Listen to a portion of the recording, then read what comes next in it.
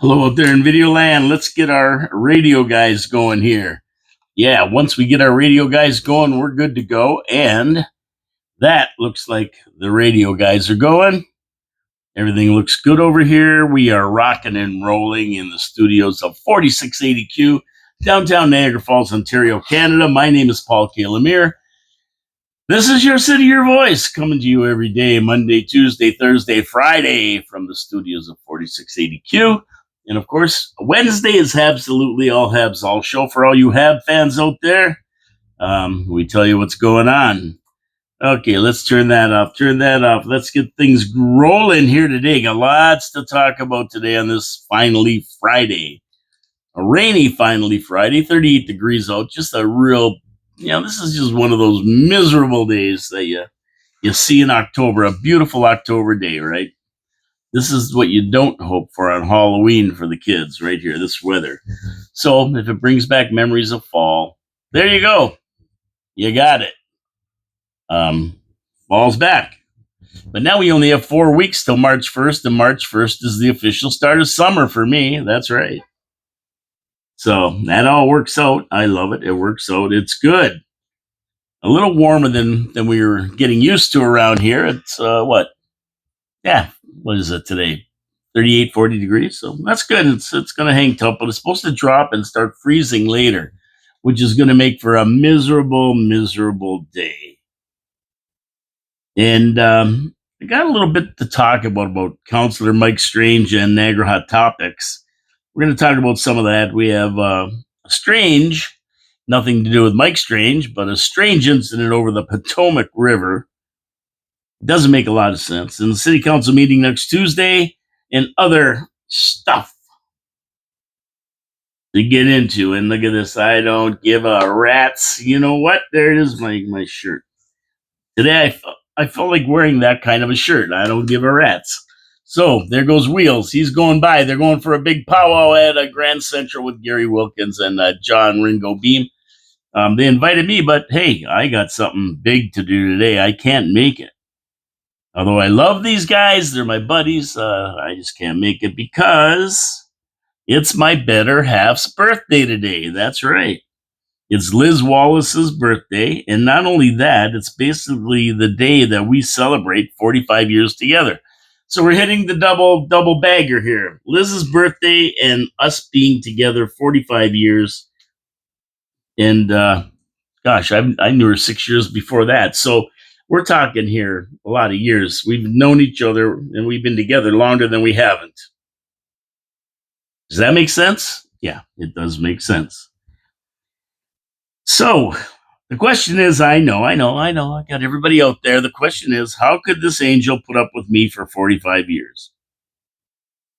And I agree. God sent an angel, and I was smart enough to accept that angel. And they said it wouldn't last. Happy birthday, Liz. Happy birthday to the love of my life. And yeah, we're gonna go out for dinner later and that kind of thing. And so, boys, I can't come. I'd love to come out and have a brewski with you and talk politics because that's what we'll do. You know, that's what we're going to be doing when Gary and John and Wheels and I get together. We always talk politics. But I have something that has to be done today, and I enjoy every minute of it. Now, let's get to our sponsors and get on with the show. Wild Bill's Auto Repair and Body Shop, Pete's Pizza on Victoria Avenue, and Hamill Machine Company, my 3 sponsors, and thank them very much for sponsoring the show. I tell everybody out there, subscribe, watch the show, subscribe, hit that subscribe button, thumbs up, thumbs down, like, notifications. You can do it all. Leave comments. I always talk about comments on the show. Got some more to talk about today. That's the way it is. So, but this kind of weather, your car does funny things. It's really wet. It's really damp. It's chilly. That's why you have to get it into Wild Bill. Ken Hunter at Wild Bill's, that's who runs the outfit, and he's going to make sure your car is running tip-top. This is not the kind of weather you want to get broke down into out there in the rain, so you just have to be proactive and get your car looked at. He's going to put it on his computer scanner, and it'll tell you all the error codes if there are any. He's going to fix them for you. He's going to make sure you're running at tip-top condition. And then you don't break down. You don't have to call CA. You don't have to wait in line. Nothing like that. And you know when it happens, it's going to happen on the worst day of the year. Guaranteed. Worst day of the year, you're going to be stuck out there. Not if you take it into Wild Bill's and get your car checked out. We've only got about another month, a month and a half, and then you're going to be putting on summer tires and getting your summer inspection done. But it's not too late to get through this last 4 weeks. We don't know what's going to happen, and it could be a wacky February, even though we've had a relatively good winter. Wild Bill's Auto Repair and Body Shop, Oakwood Drive by the Kia dealership, also has a full body shop. Take your car in there. He's going to fix it up if you get in a smash 'em up derby. Get you out the door in showroom condition. You'll be happy. I'll be happy. Support our sponsors because they support us. They support the city, and they're good at what they do. Okay, so we can't forget that Sunday is Groundhog Day. I want to mention that, where we see that little rodent come out of its home and tell us how long winter's going to last. Well, it doesn't really come out of its home. These mamalukes with big top hats and tails on go in there and they drag it out. The poor little thing, he's hibernating. This time of year they hibernate. They pull him out and he blinks his eyes a few times, going, "What are you doing? You guys are stupid. What are you bothering me for?" And then he runs back in the hole and he's there for another whatever. Well, if he sees a shadow, he's in there for at least another 6 weeks. And if he doesn't see a shadow, spring is just around the corner, so he could be out and about in a couple weeks. Well, I'm gonna be the groundhog. I mean, we got Wyerton Willie in Canada. That's our big guy, Wyerton Willie. And of course, in the States, it's Puxatawny Phil. And he's probably the most famous rodent in the world, Puxatawny Phil. And everybody watches these guys. They're celebrities. They're like John Ringo Beema, celebrities. And they have huge parties and ceremonies around these little rodents and what they do. And they don't do much to drag them out. They're half asleep. But it's a big deal. And I always, I keep forgetting about that. But I'd always like to go to Puxatawny, Pennsylvania, and see this whole ceremony. I think it'd be a riot to watch them drag this little rodent out of a hole, and he blinks his eyes twice, then they throw him back in for another year. Yep, it's not the same rodent they used like in 1700s when they started this or whatever. They got new rodents. They get new rodents every. Well, how long do they last a groundhog? I don't know, not that long. But that's that Sunday. I'm predicting an early spring, March 1st, summer. So we got 4 more weeks of crappy weather until summer. So Phil and Wyerton Willie, you're not going to see your shadow. It's going to be 4 more weeks of winter, and spring is just around the corner. Now get back in your little hole. Okay, I've got a few viewer comments here on my last 3 shows, so let's go through them now. 881 Slick, I hope John does run for mayor. I don't think these are from my last 3 shows. I think they're from my last show, to be honest with you. I hope John does run for mayor. He's talking about John Ringo Beam, who said he's going to run for mayor. Every time he ran, I voted for him. You're right, John should be. Oh, he says, I'm right. So I said, John would make a great mayor. He knows a lot. He's a good guy, but John cannot focus. He's got to be focused. He's got to put the region and all that other stuff out of his mind and concentrate on Niagara Falls. He's got to be focused. He's got to be serious. You can't do the Hooters stuff and all that, John. I mean, I think you'd be a great candidate and you'd be a great mayor. But you gotta get serious about it. People want to know you're serious about it. And when he's been out there, he's got great ideas. He has a vision for Niagara Falls, and I think he can work with people. His problem is people have to take him seriously, and if you clown around and joke around, they just don't. So my advice to John would be get serious, and your great ideas and that could carry you through. And we saw at Penny Brookify say that she would rather vote for you than the incumbent. So you got 1 vote. Gary will probably vote for you. I'll vote for you. What's his name over for you? Maybe Wheel. So You got 3 or 4 votes guaranteed. We need change. We need change in the city, and it all starts at the top. We need a new leader. We need some new ideas, and we need change. We have 2 years to, well, not even 2 years, a year and a half, maybe a year and 9 months before the next election. So there's time. Got to get serious, though. Got to get down to business. Let's get down to business. Okay, at your personality shows. Hello from Chippewa. Hello, Chippewa. Thank you for tuning in. We love Chippewa. Everybody loves Chippewa. John Ringobeam is the mayor of Chippewa West. So there you go. There, John Ringobeam. So we love Chippewa. We love great place over that bridge. I keep saying they should put gates on there and not let the riffraff in.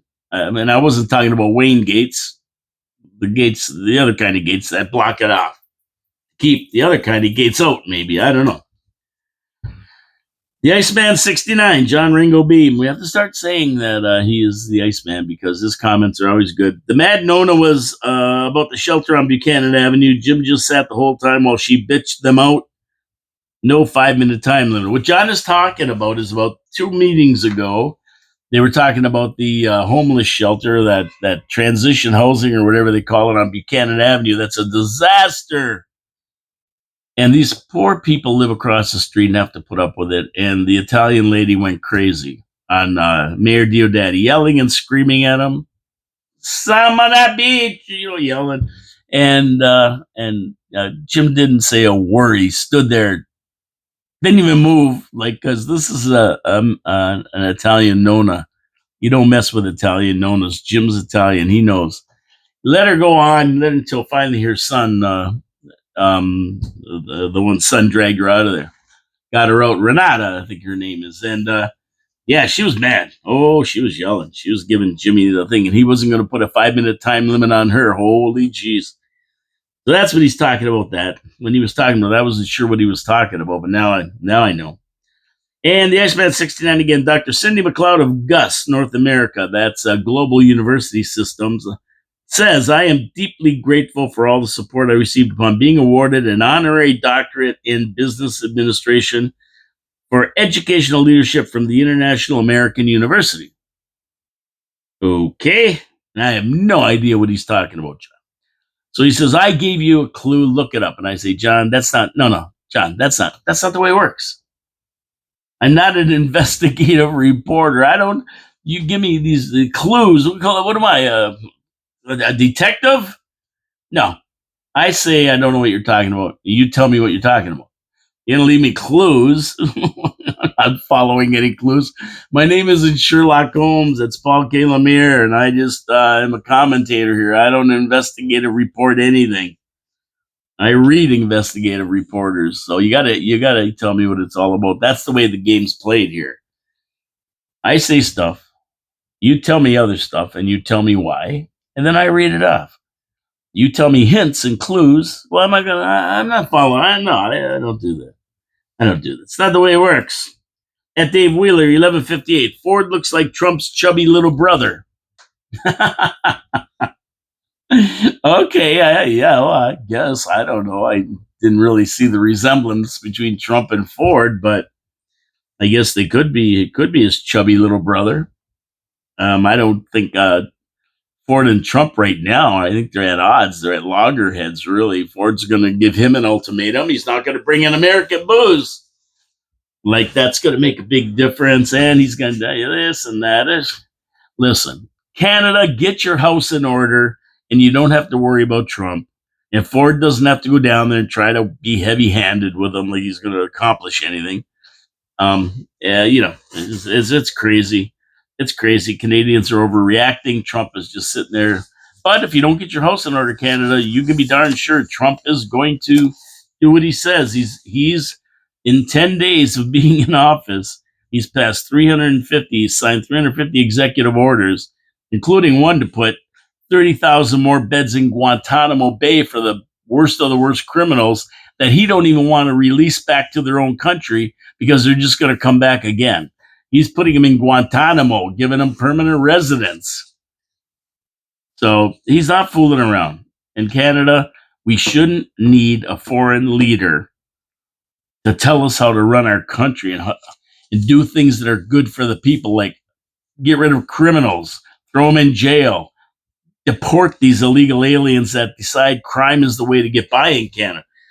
No, we got probably a buck and a half, 1.5 million people here that shouldn't be here, at least. Probably more. I'm just thinking 1.2 million who were supposed to leave and they never did. Their visas ran out. Nobody's searching for them. I haven't heard anything. We got another 50,000 that apply for student visas, got them, and of course never went to school a day. They came to Canada but never went to the first class. They're wandering around. Nobody knows where they are. At least I don't know how many illegal alien refugees. I mean, there's 5,000 here sitting in hotels and stuff, or whatever the heck there is here, and they're all over Canada. So we shouldn't need a foreign leader to tell us to get our house in order. But yet here we are. At the Iceman 69, University of Niagara Falls, Canada, Felicia Werner, Executive Director of Community Engagement. Another clue.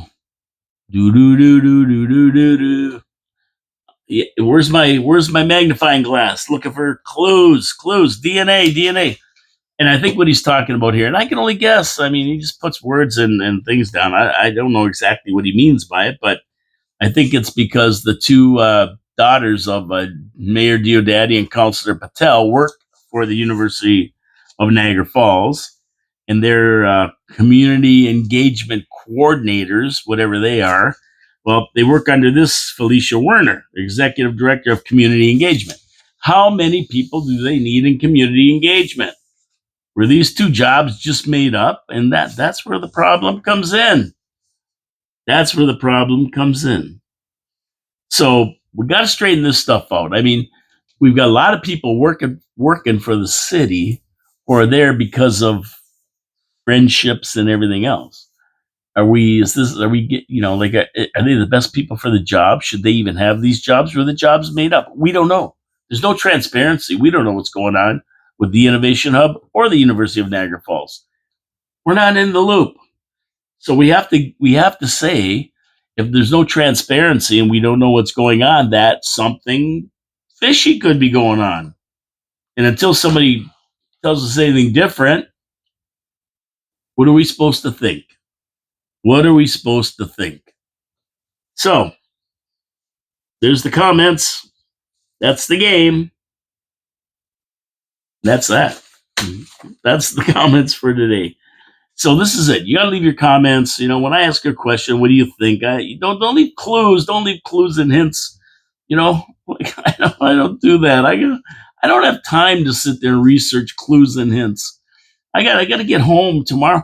I got to get home and do things. And tomorrow I've got to sit down and go through the city council agenda and have that ready for Monday. If Wheels is coming in, I hope Wheels is coming in. I don't know if he got back to me or not. I asked him, but if he's coming in, if not, that's all right. Whatever. I mean, everybody's got stuff to do. But if he's coming in, then we got to sit down and we got to go through it. And we got to compare notes, and then we decide what we're going to talk about, because the agenda is sometimes so long we can't go through it item by item. So we pick out the important items, and then we bring them to you, the listener, the viewer, so that you know what's going on when you watch the meeting. And you can watch the shenanigans starting at 4:00. Well, not anymore. They have an in-camera meeting to save money, because it's $1,600 an hour to run that city council meeting, so that staff doesn't have to be sitting around. They go in camera. Now, the last two times they've been in camera before the meeting, they've been in there till 5:00 or 5:30. I don't know what the heck they do for 3 hours. How much top secret stuff do they have to talk about? I don't know, but they do. They do. So let's get over to Facebook, because there's a lot of confusion here. And I got to set the record straight. There's a big, long diatribe about Mike Strange. That was pretty interesting, really. It was posted by Niagara Hot Topics, I believe, and went on to talk about Mike being a hypocrite. So you have to read it to get the full story. And just for the record, so everybody knows, I don't run that page, nor am I affiliated with whoever runs it. As a matter of fact, I don't even know who runs it. I don't know. I have no clue who runs that page. All I do is read it like you, like everybody else. And sometimes I read stuff in there that I've said. which is fine. I mean, I'm on the air, public airwaves here. I'm doing it. I'm doing the show. I'm saying things. So sometimes they use what I say, which I have no problem with. But I don't know who runs it. I've never met the person. I dialogue with them the odd time. They do ask me about things, but I've invited them on the show because they tackle tough matters that a lot of people don't want to talk about, and they give criticism where it's due. And I'm a big fan of that. I mean, like regardless of whether people on city council are running the city are friends or not, I mean, this is business. It's not about friendship. It's about business.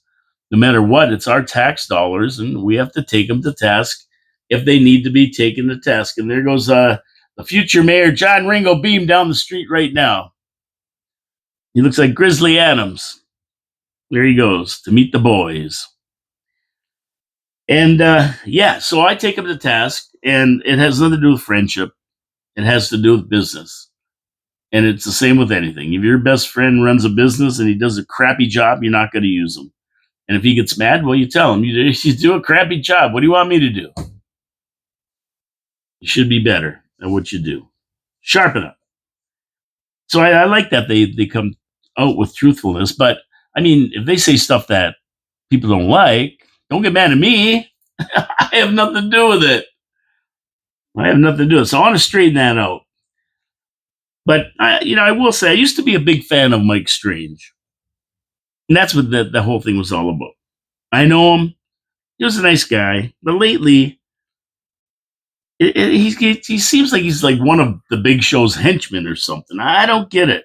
He's turned into a bore and a bully, and I don't like this from Mike. I mean, he's a good guy. He's like, but he gets on city council there and he starts pushing people around, and we've seen it so many times with Lori Lococo, and I mean, for no reason, like their council working together. If you don't like what somebody else says or you don't agree, you don't have to push them around and be a bully about it. Like, it's just unbecoming. And I wish he would stop it because it makes him look really bad. And I'm not just the only one saying this. You can ask anybody. You can watch the actual council meetings and you can see the way he responds to things that Lori does. And I swear to God, a lot of times it's scripted. He's reading from a script. The one time he got up and read it too soon, and Daddy's looking at him like, "No, you got up too soon. You got to wait till after they do this and that before you can read that stuff." So, it's pretty obvious he's taking guidance from somebody,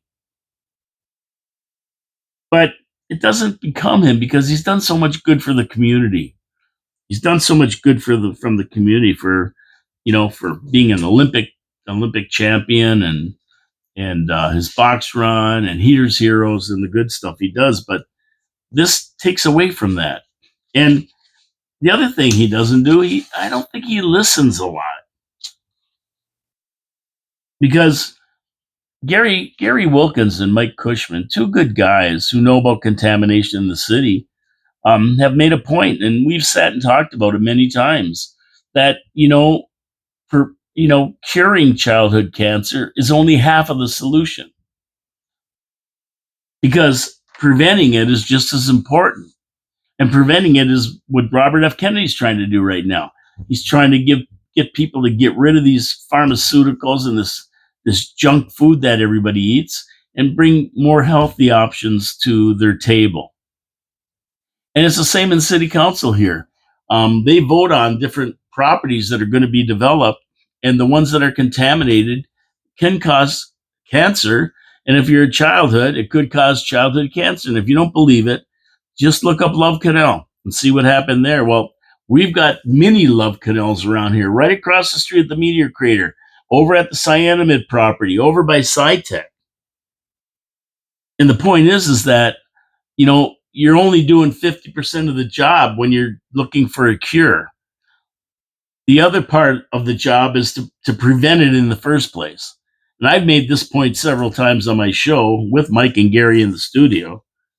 And they've made that point too, that it can be prevented if they take the right steps to clean these places up. But when asked about going for a walk and seeing exactly what's at these places, Mike won't go with them.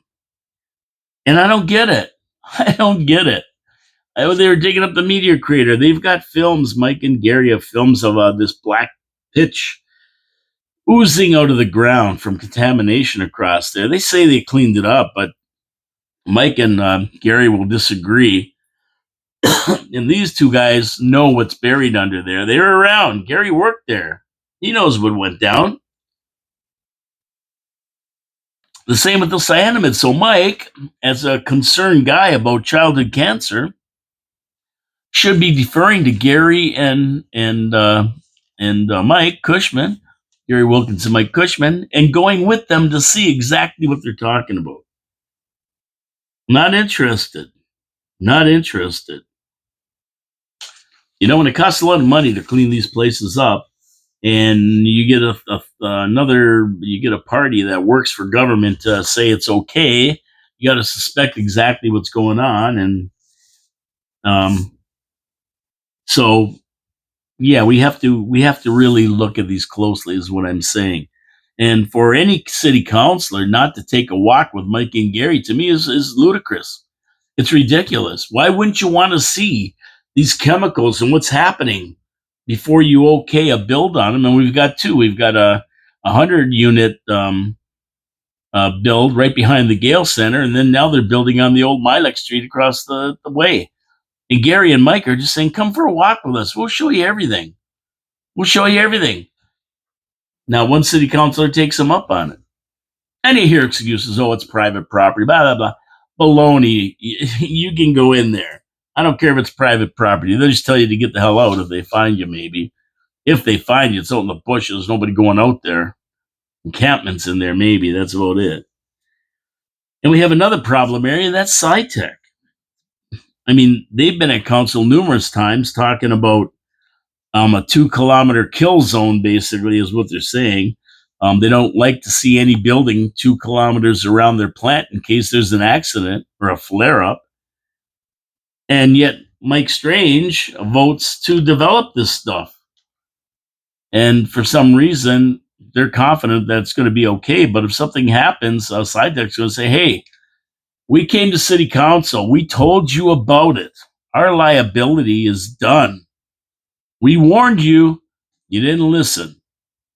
So, these are things they vote for. And my thing about real estate, whether it's apartments or condos or housing or whatever, over and above the danger maybe in that 2 kilometer zone, is how can a counselor who sells real estate even vote on this stuff?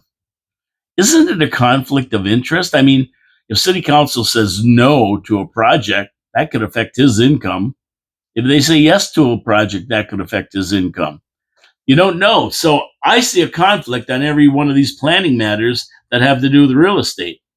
But yet there's no conflict ever declared, and nor does anybody say anything about it. So there's a lot in this article, and I know people are going to read it and get really mad. Mike might even get really mad. And last time they said something, he put my name on it, like Paul K. Lemire. That's a lie. I never said this. And I'm going, Mike, I never said you did. Like, why are you blaming me? I don't run this page. But I guess I'm pretty vocal about some of the stuff, so they figure it's me. But it's not. I run Restaurant Reviews Niagara. Go look for pizza. That's what I'm more into. But yeah, so I urge Mike to quit with the bullying on council and find a way to work with other councilors for the betterment of the city without being a bully. I mean, that's what he's hired to do. That's what we expect from him. And that's how he always was. I don't know what happened here. Bad influences, maybe. I don't know. There's some bad influences there. And he's an elder counselor. I mean, I don't mean he's old. I mean, he's been on council a while now. So he should know how the operation goes and how it works and how you get along with people. But he doesn't. And I got a feeling he was like that with Carolyn Iannone. Maybe not to the extent now. And Carolyn would give it just right back to him anyway. It doesn't matter. But now he's like that with Lori, and then it's just not right. And if he doesn't stop, and I think he's going to be thrown out one day. Yeah, and it can happen. It will happen, no matter how popular anyone thinks they are, or whether they're the leading vote getter or not. People get a bad taste, and they're going to throw you out. So this big article has to do with a lot of that stuff, and you can read it. I mean, I didn't see anything in there that was not true um, myself. So yeah, check it out. And that's at, I think it was put on by, oh, I gotta say it's the Niagara, what's it called here? Hot Topics. Niagara Hot Topics. I think that's where it was. But anyway, yeah, that's it. Some good suggestions for Mike. Relax, take it easy, get along with everybody, and let's get stuff done for the citizens of this city, and let's prevent childhood cancer. Yeah, it's great to have a cure for it, to find a cure and put money towards that, but things can be done to help prevent it. And that's where we're at with it. Gary, Mike, me, Nair Hot Topics, we're all on the same page about that. Let me get to my second sponsor, Victoria Avenue Pete's Pizza. And who doesn't like a good pizza? I don't know anybody. Everybody likes pizza. I've never met anybody who doesn't like pizza. And when you get a pizza, you want to go to Pete's Pizza on Victoria Avenue. These guys know how to do it right. They use the Mancini family recipe that's been around for 40 years for the sauce, for the crust. They mix it all together with beautiful mozzarella and brick cheese mix in the right ratios on the pizza. Fantastic. They cook it just right. They know what they're doing. And they also have great wings, steak and cheese poutine, other kinds of poutine, steak sandwiches. The wings are fantastic. I can vouch for them. They're good. I mean, it's just he's got a menu this big, that big, this big, folds up. Right? Okay, open it up. Lots of stuff on there. You're going to find something you like. Open till 2 in the morning on Friday and Saturday for your pleasure. And you know what? At the end of the day, you're going to be happy ordering from Pete's Pizza on Victoria Avenue. Give them a call today, 905-374-2222. And Pete'sPizzaVictoria.ca. Order online. Skip the dishes. Whatever you like. You're going to get a nice, fresh, hot pizza to make you happy, because it makes me happy. Support our sponsors, because they support the show and they support me and they support the city. Oh, some other news in the review, and the Trump effect is taking over. A lot of things happening that weren't happening before. And some other news in the review I saw: Pride Niagara is canceling their Pride in the Park celebration in St. Catharines. Well done, Mr. Trump. DEI's out the window. It's about time they cancel this crap. They're blaming it on the city of St. Catharines, but the reality is nobody cares anymore. Seriously. You fought long and hard for 30 years to get your rights, and now you have them. What rights do I have that you don't have? None. None. Nobody cares anymore. Nobody's bothering anymore. That whole movement is so yesterday. Forget about it. We got other things that we got to do before worry about rights, pride rights. I mean, we just, they're there. You've arrived. You've arrived. And it's time to quit being some fringe movement. I mean, these people put you into the fringe movement. You're not anymore. You're mainstream. You've arrived. You don't need us any. You don't need these parades and these days and these Pride in the Park. And it's not to say you can't have Pride in the Park. I mean, have your festivals then. Nobody cares. Do what you want, but it doesn't have to be supported by taxpayer dollars anymore. You should be able to raise your own money for your own cause. And you've just moved so far beyond some fringe minority group that I can't for the life of me understand why you still want to be known as that. Yeah, it just doesn't make sense. The goal was to move out of that fringe minority group movement. You've achieved it. Congratulations. There's nothing left. And so it's about time all cities stop this pride stuff. I mean, pride parades, pride days, pride weeks, pride months, pride crosswalks, pride flags. Listen, we have to say no. We have to say no to this stuff. No. I mean, you wanna go paint a crosswalk, then you can't. It's city property. It's made for safety. There's two lines. It's for safety. It has nothing to do with pride or crosswalk. Then people lay rubber on it and you get mad. Why? Why? Don't have it. You have to say no to flags. I mean, we gotta forget about it. It's over. You don't need us anymore. You do stuff on your own dime. Get over it. It's over. It's what you wanted, and everyone is happy for you. Move on. Move on. That's it. So yeah, they're not going to have that festival. Okay, great. Well, if you can do it without taxpayer dollars, then you don't do it. It's like anybody else. You want to have a music thing, can't do it without taxpayer dollars, then you don't have it. It's pretty simple, pretty basic. Now look at this guy. He just rode up the street with a big garbage can behind his bike and he dumped it in the middle of the road. You know, look at that, right in the middle of the road, right on the yellow line on the road. This guy, and he took off on his bike. Unfriggin' believable. Unbelievable. Call the city. Get them down here. Take this crap out in front of the studio. Okay, so there's another survey on the Niagara Falls Let's Talk website. And of course, whenever there's a survey, I ditch in there. Look at this guy. The guy almost hit it in an Audi. Woo! And I always go on there and I see what it's all about. Now, this survey wants to know how you would like to vote. Oh, he's back. What'd he do? He's back to, oh, maybe, I don't know what he's up to. He's back and now he's dragging it up the middle of the street. Here he goes. Dun, dun, dun, dun, dun, dun. Okay. Weird city. Hey, so how would you like to vote?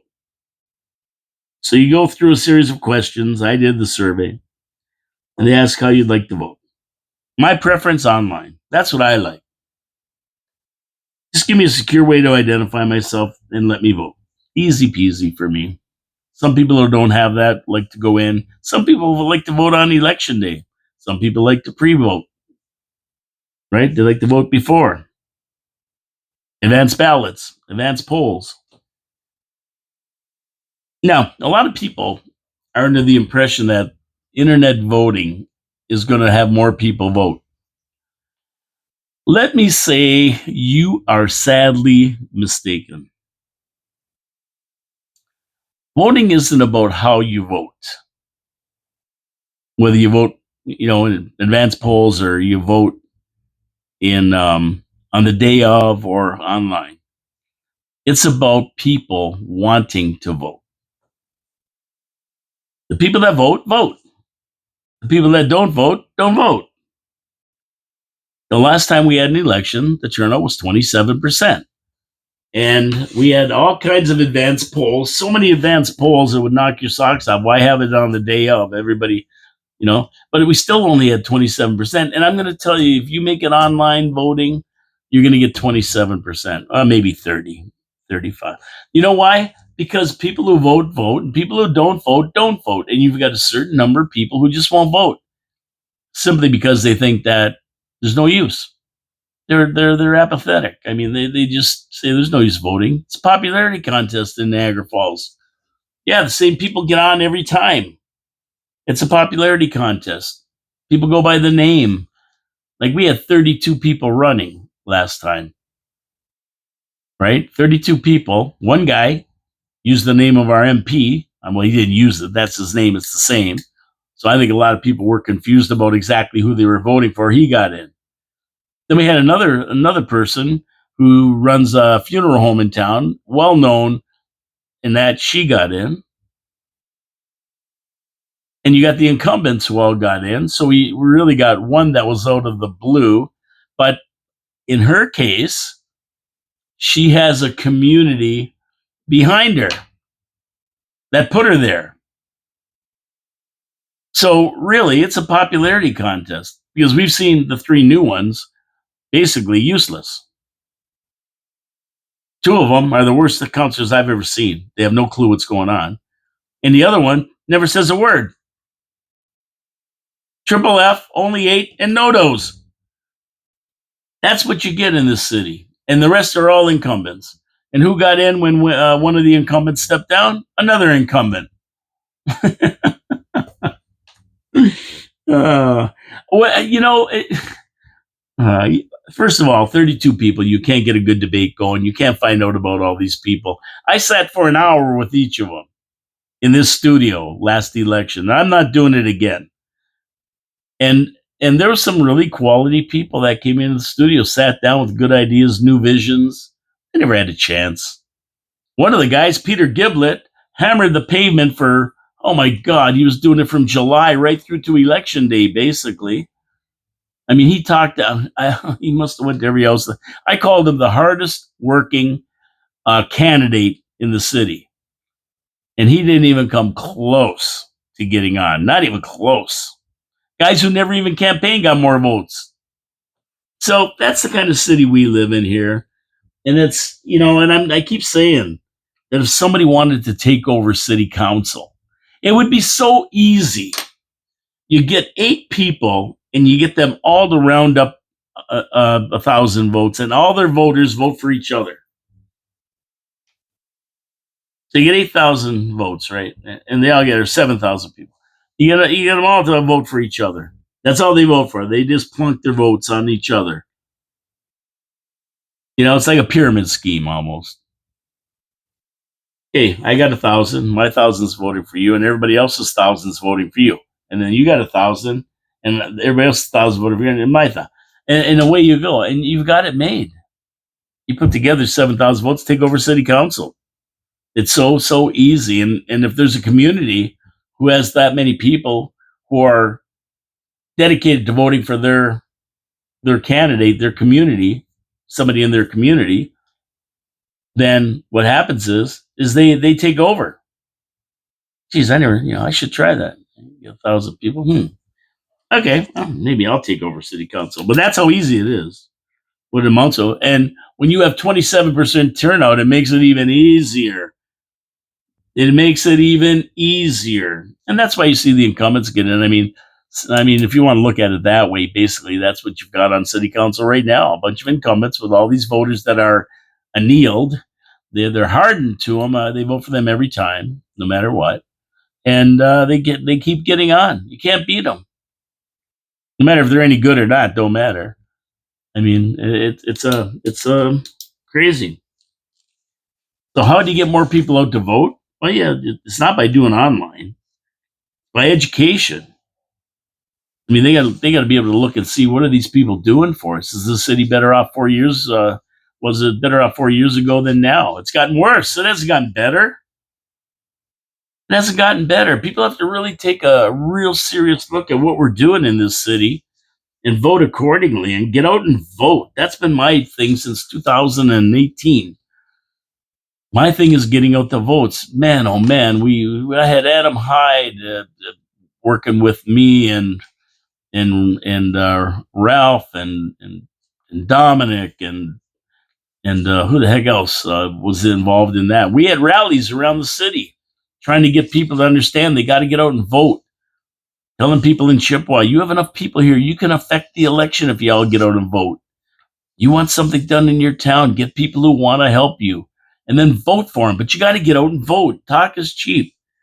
And that's what we've really been pushing for the last 7 or 8 years. I mean, on this show and talking about it all the time, doing rallies. But at the end of the day, I mean, it's up to the people. It's not up to me. I can sit here every day and talk about it, but unless it gets people to act, people share the show and have other people listening and understanding how important it is. But I don't care what they do online, advanced polling, day of. It doesn't matter because people still have to get out. And with 27%, yeah, nothing. Get out and vote. And maybe, just maybe, we can rally a good turnout in Niagara for the February 27th provincial election. Maybe that's a practice. Maybe that's a practice. Maybe that's our practice session. Everybody practice going out to vote on February 27th. I don't care who you vote for. Vote for whoever you like.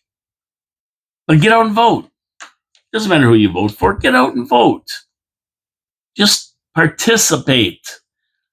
I mean, I'd love to see 50 or 60% and see what the results come in as. That'd be interesting because this popularity contest around here, won't fly. You get enough people out to vote, it isn't going to fly. And people say, oh, they're just going to vote for the state. No, they're not. A lot of people don't vote because they don't like any of the candidates. They just don't bother. There's nobody worth voting for. So they don't go out and vote. You know what? You want to change things, you got to get out there and plunk your X down on a candidate. That's all there is to it. And I don't care if you like Wayne Gates or Ruth Ann Newesteg or whoever else is running. I wanted to announce somebody running independent, but I haven't heard back from them. I don't want to announce it without their permission. I haven't heard back. I want to announce it. I want to get them involved. But anyway, that's it. Let's practice on February 27th. Come on, everybody. Get out and vote. Get out and vote like it's 1999. Okay, I'm going to head over to Quebec. Heading over to Quebec for a minute. But before I head to Quebec, Monzi Tabernac, I'm going to talk about my third sponsor, Hamel Machine Company. And I had Bob Benner in here, and he told us all about Hamel Machine Company, and I was blown away. I didn't realize. I mean, I know these guys have been around since 1948, and I remember Tommy Hamel, who first owned it. But I never realized the extent of the work they do and how important they are to the city of Niagara Falls. These guys do major projects. They work for everybody. They do a lot of work for Can-Eng. They work with Maid of the Mist, hauling the boats up, letting them back down, welding, fixing. They've worked on so many giant projects. They're innovators. They're inventors. They fabricate new equipment that they've put together to do certain jobs. They're a lot more than I thought of a machine shop with a couple lathes, and they turn things down and create stuff, that kind of thing. Oh no, that's they do way beyond that. But you know what? Here's the key: because they are local and they've been around so long, they also do little things for the public. You break something metal and you need it welded, you need it fixed, you might need it reverse engineered, you might need a new one made, exact duplicate. They can do it for you and at great shop rates and great prices. They have 3D printers. They can print things off in 3D for you. Parts that you might need for something, parts that you can't get and you need right away, or you don't get it going. They can do it for you. Fabricate anything.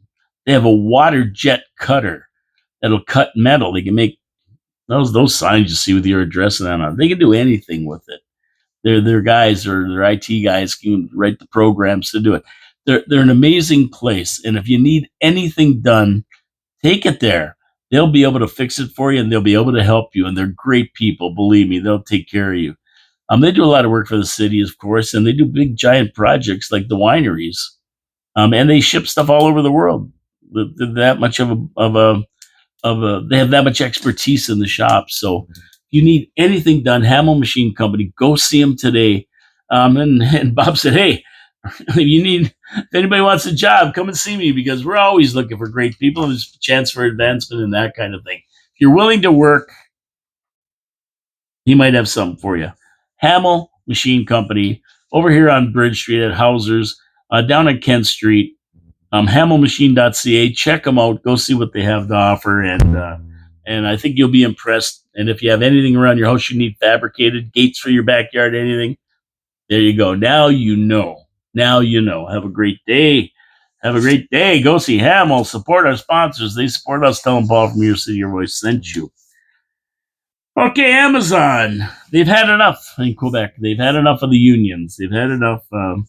They voted into a union, and now Amazon has had enough, and they're pulling all of their warehouses out of Quebec, causing the loss of 1,700 jobs. Amazon will cease operations over the next 2 months in 7 operation sites, 1 fulfillment center, 2 sorting centers, 3 delivery stations, and 1 AMXL delivery station, co-located with a sorting center and a partridge in a pear tree. They've had enough. They're getting out. Now, Amazon denies the decision, of course. They're not going to admit they're getting out because of a union. And they don't attribute their move to unionization. But I don't think a lot of people are buying that story, to be honest with you. Every union hack is calling Amazon anti union. Legal departments from union entities are looking into this and seeing what can be done so workers get their right and jobs protected. Good luck. It's a decision by a private company. There's really nothing they can do. Quebec Employment Minister Catherine Champagne says that it's a decision from Amazon, a private organization, a private company. They're reorganizing their delivery, and she can't do anything about it. But her ministry will help the people affected to find other employment.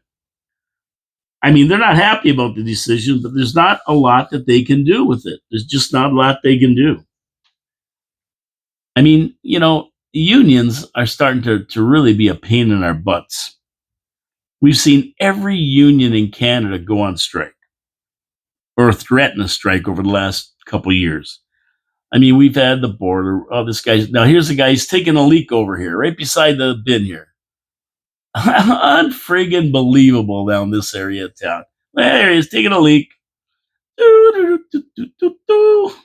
Unbelievable. Unbelievable. This is Niagara Falls, downtown Niagara Falls. Thanks a lot. Oh, my goodness. But it's just ridiculous. Every big thing, the CBSA, the bridge, the guys who work on the bridge, Customs and Border, Parks Commission, CN, planes, trains, and automobiles, they've all threatened to go on strike. And a lot of it's just ridiculous, and it never ends. Now, the posties, they kind of learned a lesson. They went on strike thinking they were essential service, and you know what happened? Nobody cared. Nobody cared. They didn't miss them at all. One guy said, I didn't even know they were on strike until I didn't get my Kentucky Fried Chicken coupons in the mail. But they haven't had enough yet. They're also standing, and they're going to go on strike again in May if they don't get their way. They're negotiating now, but everything it's unbelievable. Airlines, everything have threatened strikes or gone on strike. And now this one here, Amazon just said, we'll see you later. But when you elect socialist leaders, that's what you get. That's what you get. Like the Frito Bandito, a big union guy, huge union hack. The days of unions doing good have long passed. I mean, probably 30s, the dirty 30s, 40s, 50s, maybe a little bit in 60s. I mean, ever since then, the government's put in laws, enacted laws and rules and regulations about labor, about workers' rights and that. So really, the union really isn't needed. I mean, really, they take the money from the guys, and you see the guys at the post office paying huge union dues, the Coopy or whatever they're part of. I don't know what the union they're in. I forget. OPSU, Coopies, one of those. And the public employees. And what do they get for it? They get to go on strike for 4 weeks and then settle and then go back for nothing. They got nothing. Didn't achieve anything, didn't accomplish anything. And all these auto workers, they're getting these big raises and everything. Oh, yeah, they're yelling and screaming and celebrating, and now they're all laid off. Like if they don't sell cars because they're too expensive, then these guys don't have a job. I mean, we saw what the union did to GM in St. Catharines. They were at 10,000 people. Now they're at 1,000. Cars are so expensive, you can't afford to buy one. So if you don't sell cars, those guys have no jobs. They have nothing to make. And then they're going to flip over to EVs, and the government's trying to force everybody to flip over to EVs by a certain date. Now everybody's saying, screw you, we don't want them. Now what? Oh, now all these factories are quit making them. They got parking lots full of them down in the United States. Thousands of EVs sitting there nobody wants. They're going over to hybrid production now because they couldn't make it on EVs. Nobody wants them. The EVs are a funny thing because the people who wanted EVs, these tree huggers and everything else, guess what? They've all bought them, and now they got them, and they don't want any more. They got the one they want. So until all their batteries go dead and they get a $20,000 bill to fix them, they're probably not going to be buying again. So there's this lull in sales because they all got them. Everybody who wanted them got them, and the other guys who don't want them, they're not going to buy them no matter what you do with them. So yeah, so I don't know. The virtues of unions, they might have outlived their usefulness. That's the way I look at it. But in Quebec, they're shutting down. Amazon's moving out, moving on out, moving on out. And that's just the way it is. I don't make up the rules. I just tell you what's going on. And if they were smart, they would have got rid of the union and kept everybody working. And basically, you know how my attitude is with these guys. You going on strike? Okay, you're fired. You're fired. We'll find somebody who wants to work. But they don't want to do that. Nobody wants to do that. Nobody wants to do that. Nobody wants to say that. Nobody wants to upset anybody. But you know what? Yeah. Yeah. Most people say read my lips. I say read my shirt. Read my shirt. So we got the survey. Yes, you go take the survey. We got this other one here. What else we got going on here? Number 6, page number 6. Where's page number 6? Here we go. Okay, page number 6. Another story about the smash and grab bandits. Yeah, the ones that are busting into jewelry stores, smashing all their counters, stealing all their Rolex watches, and getting the hell out of there. The police don't seem to be getting anywhere with these arrests and with the arrests of these people. I mean, they got all the picture of their faces. They know what they look like and everything else. They just can't find them. But I say go to Toronto and round up the usual suspects. They're probably there. And if they're not the ones who did it, they probably know who did. Small community.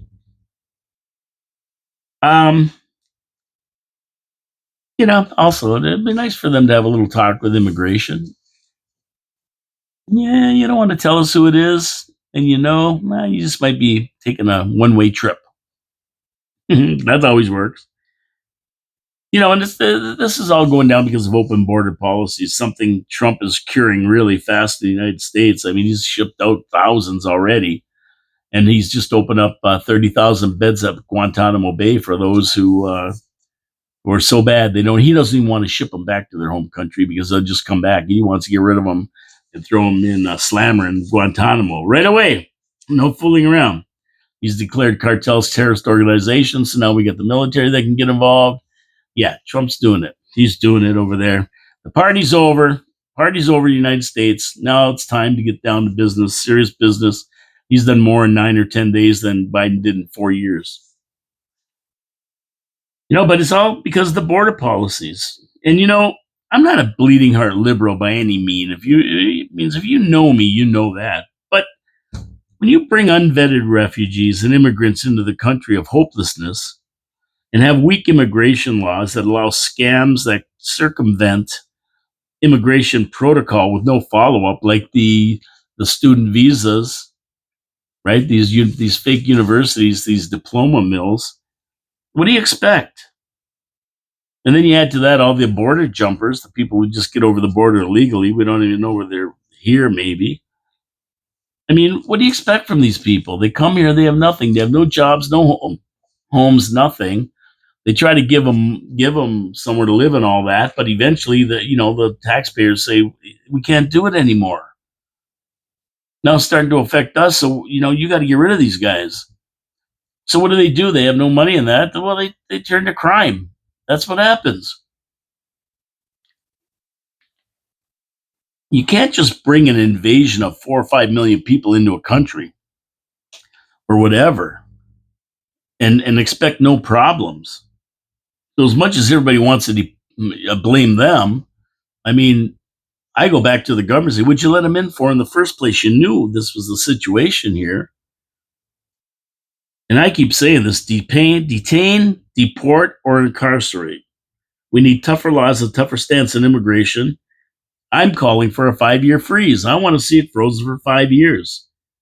And round up the 1.5 million or so that are here illegally causing trouble. The criminals. Like that Haitian lady who tried to steal a car and she was crying, oh, You can't throw me in jail, and the judge lets her go. 8 months of house arrest, basically, is what she's at. But she can go to work every day and send money back to Haiti. She's not going to do any time. This isn't her first rodeo. You don't just all of a sudden walk down the street and decide to steal a car when you have a job. I mean, why would you be doing that? So, I mean, these courts won't put her away, and they're to blame. She should have been deported right away and undesirable. And, I mean, Trump shouldn't have to threaten Canada with tariffs. They should be cleaning up their own mess. They should be cleaning up their own mess. You shouldn't have to have Trump clean it up for us. People say Trump, Trump tariffs, tariffs. Hey, he's protecting his own country. That's who he's loyal to, and we should be protecting ours because we're Canadians. So I mean, it's a two-way street. You can't have it both ways. As much as they're here, we don't want them here if they're going to create crime. And really, we should stop it. We should stop immigration and let Canada catch up. We need the Mayor Jim Diodati catch up budget here, where we catch up to how many people are here and try to help them, and try to help the homeless Canadians as well, and quit sending money to all these other countries until we get our own house in order.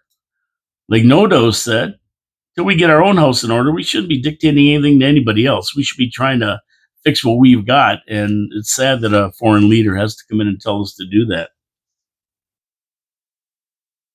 Yeah. So this plane crash in Washington, and I'm going to finish off with that. This is the most bizarre thing I've ever heard of. I mean, something isn't right with this. Oh yeah, a helicopter crashed in a plane, 67 people dead. Blah blah blah. All the excuses of why it happened. But this just doesn't happen. It really doesn't. The helicopter flew right into the plane. It made a beeline for it. Didn't try to swerve, didn't try to dive, didn't try to avoid it, went right into it and took it out. Now, why would this happen? And they're making all these excuses. There's other planes, there's a lot of traffic. But you know what? There's a lot of traffic there every day, and there's military bases. There's some of the most protected airspace in the world by Reagan International and the Dulles. I think the other one's called, is it called Dulles, or is it Reagan International Dulles? I think, yeah, I could be wrong, but this is highly controlled. These things just don't happen.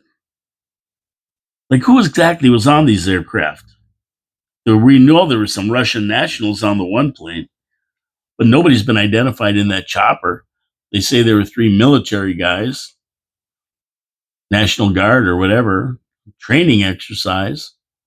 But also, they've been also training with remote control helicopters. In other words, let's be able to fly these remotely. So was there even anybody in it? I don't know. They haven't told us there was. They said there was, but they haven't showed us any names. We haven't heard anything. Who else was on that plane? Was the chopper being remote controlled, like I said? And I can't believe that a chopper that asked for visual flight clearance saying, yeah, I see it. I'm going to take visual clearance to avoid it. And the air traffic control says, okay, go ahead. And then they flew right into the plane. It just doesn't make sense. Why did the plane get changed from the main runway to a shorter runway, which took the plane in a different route down the Potomac, where PAT 25 and PAT stands for Personal Air Transport. Yeah, this wasn't just a regular flight. This is a personal air transport. Who was on this? Who was on that chopper? And the chopper lifted off from an address that has been linked to Saudi Arabia. There's a lot of questions here, and I'm telling everybody, don't accept what you see on mainstream media and that. Look a little deeper. Check out a video by Ian Carroll about the Las Vegas shooting at the Mandalay Bay Resort that involved Saudi Arabia.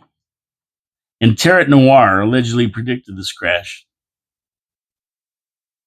Check out those two, Terret Noir and Mandalay Bay Resort, regarding Ian Carroll, a gentleman named Ian Carroll.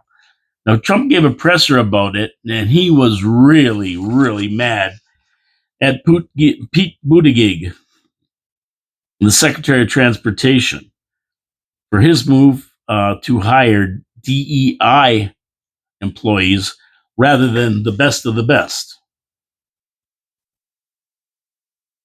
And Trump is saying that this DEI mandate from the Biden administration of Pete Buttigieg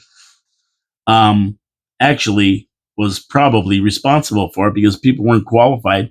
And another guy was told to go home, air traffic control. There's only one air traffic control for that busy space on duty. There's a lot of things that don't add up here. Trump knows, and he's mad. He was mad. And everybody's saying at the press conference, oh, he's talking about this politics.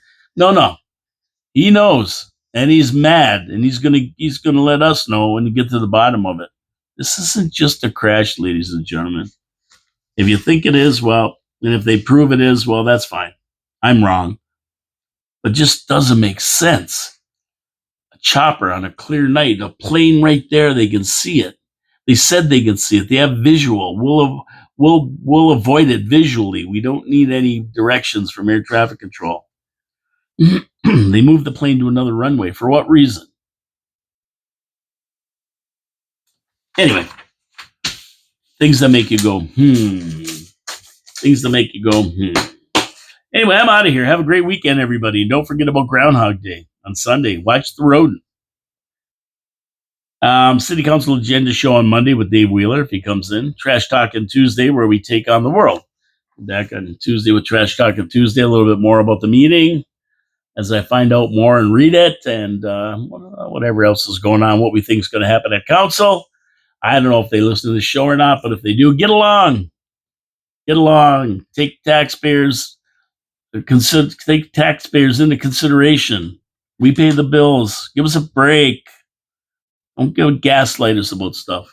Although it's too late now, the budget's been passed, so we're stuck with it, whether we like it or not.